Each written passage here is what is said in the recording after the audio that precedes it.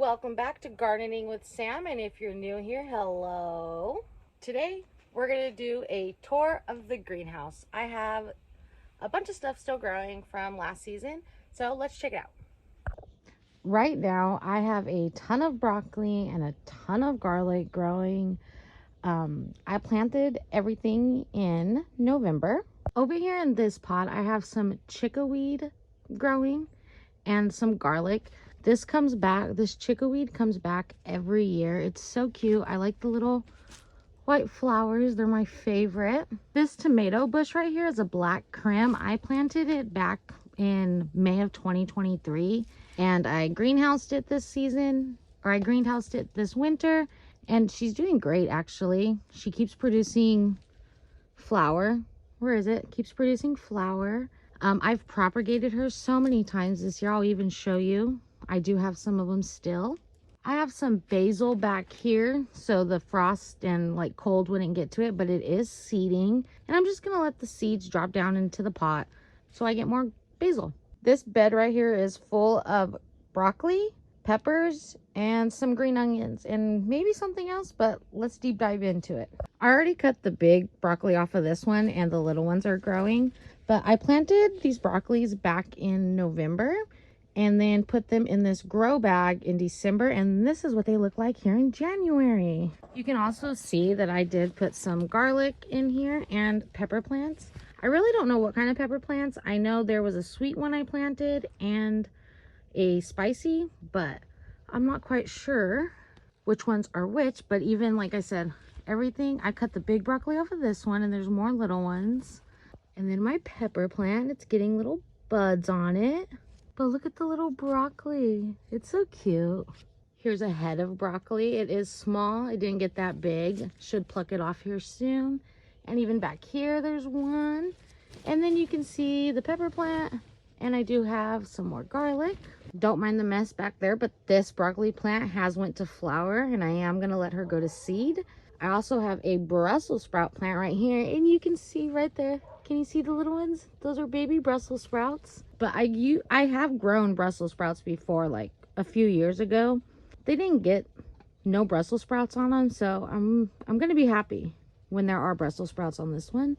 And then over here is just a whole pot of garlic, and over here is another pot of garlic. And I did throw some carrots in here, the colorful carrots from Burpee, and it looks like one is sprouting already. Exciting.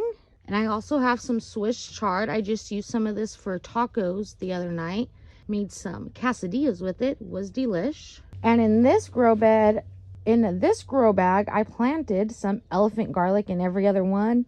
And then here soon I'm going to be planting some herb seeds in the ones that I didn't put the elephant garlic in. And over in this pot, I have some garlic and some cauliflower. Look how little it is. It's so cute. I can't wait for it to get bigger. Fingers crossed it does. And then some more broccoli and some more garlic and some more garlic. I did plant some peas in here, so hopefully soon those will sprout. There is also a dying squash plant. It's it is a golden egg squash from Burpee. And yes, there's more garlic in there. Should pull this here soon. By the way, when you plant garlic, you want to plant it in like late October, early November, before any frost, before any snow, before any way too cold weather, because the bulbs will root better in the cold. And then in the spring, actually in the summer, in July, you'll have nice garlic bulbs with like more cloves. I know a few people and myself have planted garlic in the spring and it hasn't done so good. You get like 2-3 cloves in your bulb. So plant it in November, October time, and you should get you some nice bulbs. Also, if you want your bulbs to be like full, don't plant them so close together. Mine are pretty close together, so they'll probably be a decent size, but plant them far enough apart that you can get a nice bulb. I do want to talk about my broccoli for a minute because, oh my gosh, it was so tender, so delicious and sweet. It's the first time I've actually grown it like through the winter.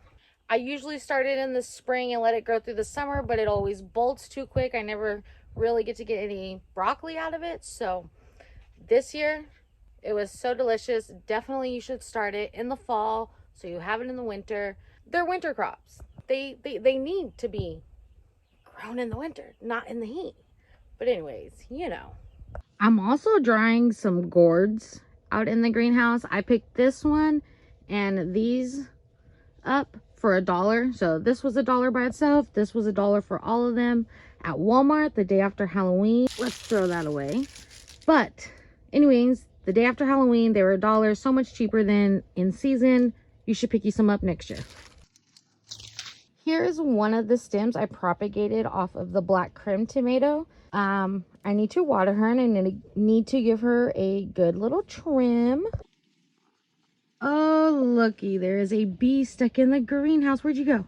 Ah, he'll fly out. I'll open the door up and he will find his way out. These are the other ones I propagated off of the black Krim tomato. If you can tell, I have not taken care of them. This one's doing pretty good. Need to trim her up and it'll bounce back. But yeah, I do forget about a lot of things sometimes, as it does happen. Soon I am going to be starting my tomatoes and some other seeds I have. I do not know them off the top of my head right now, but I wrote them all down. I put how many days it takes to germinate, when to harvest them, my first and last frost date, all the good stuff to keep me like knowing when things are supposed to grow.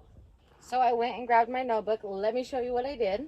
When growing from seed, or actually any kind of garden, you are going to want to figure out your first and last frost date and how many days in between that your growing period is going to be, which will help you calculate all these numbers on this side for when you plant your seeds and they're going to germinate. And then over here I have how many days it takes till about harvest time. I do have a start and a transplant. I haven't done them yet, but when I do, I'll put my start date, and within those days of germination, when it's time to transplant, I will put that here, and from there will be how many days until I harvest. I'm a mess. I don't know how to speak half the time. So if you understood what I said, great. But if not, just figure out your first and last frost dates, and that will help you figure out when to plant your seeds and when the last day of the season is. There's really not that much in the greenhouse right now. Again, just broccoli and garlic. If you enjoyed the video, give it a thumbs up, hit that subscribe button, and I hope you have a good gardening season this year. Bye!